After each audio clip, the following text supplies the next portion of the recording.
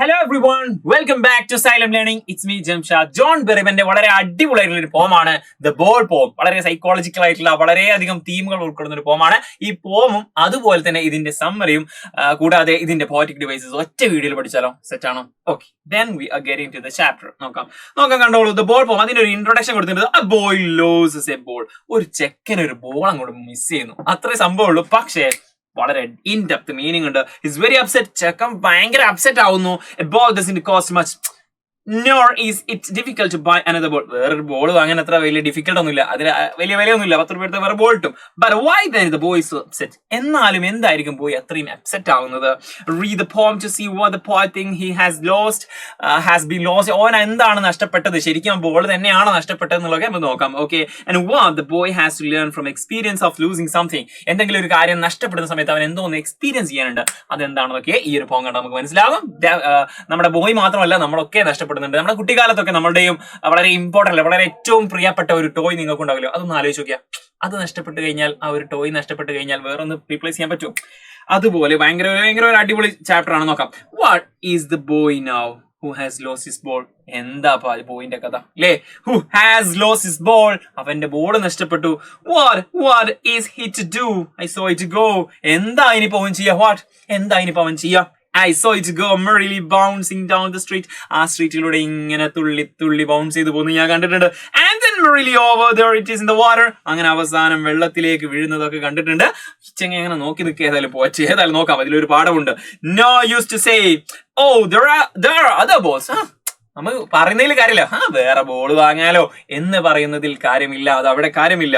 അതായത് the word suggests that the loss is not important enough to worry about എന്നാണ്. അങ്ങനെ പറയുന്നതിൽ കാര്യമില്ല എന്നാണ് പോയച്ച് പറയുന്നത്. അതായത് ആ ബോൾ പോട്ടെ, അടുത്ത ബോൾ വാങ്ങാം എന്ന് പറയുന്നതിൽ കാര്യമില്ല. And ultimate shaking grief fixed the boy. Ultimate shaking grief എന്ന് പറഞ്ഞാൽ sadness which greatly affect the boy. അത്രയും വളരെ സാഡ്നെസ്, വളരെ അധികം, വളരെ റിജിഡ് ആയിട്ടുള്ള വളരെ ഒരു സാഡ്നെസ് അവനെ പിടികൂടി. പാവം ചെക്കൻ അല്ലേ? എന്തായിരിക്കും കാരണം? As he stand rigid, അവൻ അങ്ങനെ സ്റ്റിഫായിട്ട് അനങ്ങാതെ ഇങ്ങനെ ഫ്രീസ് ആയി പോയത്, എന്തോ ഒരു ഇടി വെട്ടിയ പോലെ. ഓക്കെ, ട്രംബ്ലിംഗ്, വിറച്ചുകൊണ്ട്, staring down, താഴേക്ക് നോക്കിക്കൊണ്ട് ഭയങ്കര ഡെസ്പടിച്ച് നിൽക്കുകയാണ് നമ്മുടെ ചെക്കൻ. Okay, all his young days into the harbor where his ball went. അവന്റെ കുട്ടിക്കാലം മുഴുവനായിട്ട് അവനെ നഷ്ടപ്പെട്ടു പോകുന്നത് പോലെ അവന് തോന്നി. കുട്ടിക്കാലം കംപ്ലീറ്റ് നഷ്ടപ്പെട്ടു പോകുന്ന ഒരു സിറ്റുവേഷൻ ആലോചിച്ചു നോക്കൂ. Yes. I would not intrude on him. Intrude എന്ന് പറഞ്ഞാല് വിളിക്കാത്ത സ്ഥലത്തേക്ക് ചെല്ലുന്ന, അല്ലെങ്കിൽ ഇടപെടുക. ഓക്കെ, കയറി ചെന്ന് ഇടപെടുന്നതിനാണ് intrude എന്ന് പറയാം. ഓക്കെ, അങ്ങനെ ഇടപെടാൻ എനിക്ക് തോന്നിയില്ല. I would not intrude on him. ഞാൻ കയറി ഇടപെടാൻ നിൽക്കുന്നില്ല. A dime and the ball is worthless now. ഒരു ഡൈം എന്ന് പറഞ്ഞാൽ ഒരു 10 സെന്റ് എന്നാണ് ഡൈം എന്ന് പറയുന്നത്. അതായത് എന്തെങ്കിലും പൈസ കൊടുത്ത് 10 രൂപ കൊടുത്തു കഴിഞ്ഞാൽ എന്താക്കും? അനദർ ബോൾ, വേറെ ബോൾ വാങ്ങാം. is worthless. അതില് കാര്യമില്ല. അവൻ അത്രയും പ്രിയപ്പെട്ട ചില വീക്കിൾ നോട്ട്സ് ഒക്കെ നമുക്ക് ഉണ്ടാവും. നിങ്ങളുടെ ആ ഒരു ഏജ് ആവുന്ന സമയത്ത് നമുക്ക് ഓർമ്മയുണ്ടാവും.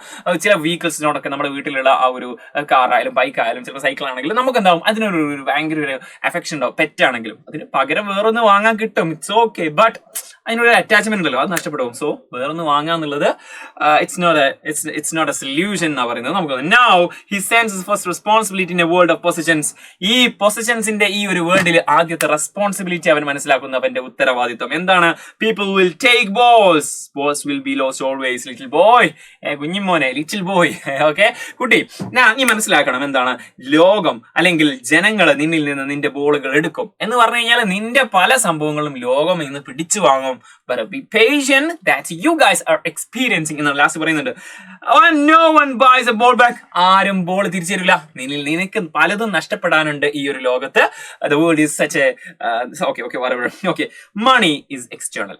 മണി എന്നുള്ളത് ഒരു എക്സ്റ്റേണൽ കാര്യമാണ്. ഹിസ് ലേണിംഗ്, ആക്ച്വലി അവിടെ വലിയൊരു സംഭവം നടക്കുന്നുണ്ട്. His learning. Okay, well behind his desperate eyes, അവന്റെ ആ ഒരു എന്താ പറയുക, കരഞ്ഞു കലങ്ങിയ അല്ലെങ്കിൽ ഭയങ്കര സങ്കടപ്പെട്ടിരിക്കുന്ന ആ ഒരു ഐസിന്റെ പിന്നിൽ ദ എപ്പിസ്റ്റമോളജി ഓഫ് ലോസ് എന്നാൽ understanding the nature of loss.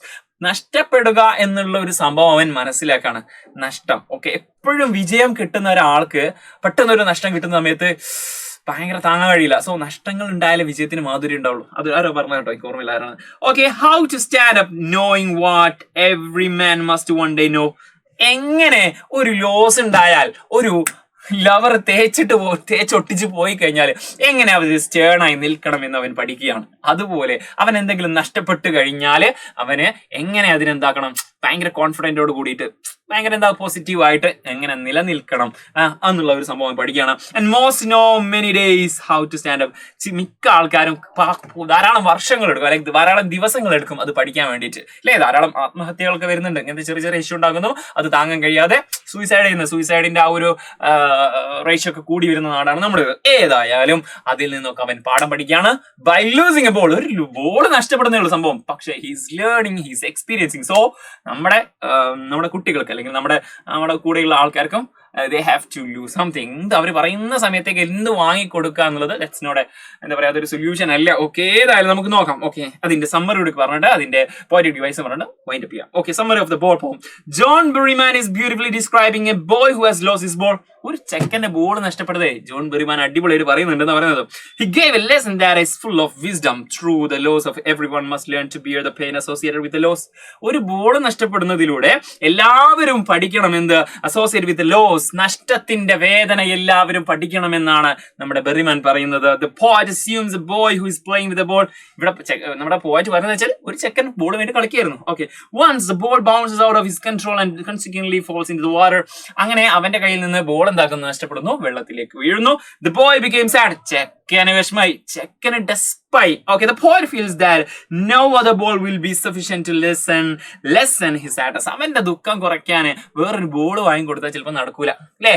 കാരണം എന്താ, he is attached to that ball. Okay, here the lost ball stands for the general loss of human being.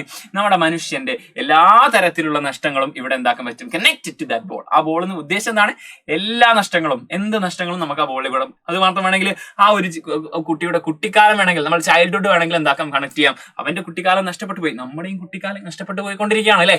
Okay, നിങ്ങളുടെ ഓക്കെ, ഏതായാലും എന്റെ ഒക്കെ നഷ്ടപ്പെട്ടു. ഓക്കെ, അതെന്താക്കില്ല, ഇനി തിരിച്ചു കിട്ടില്ല.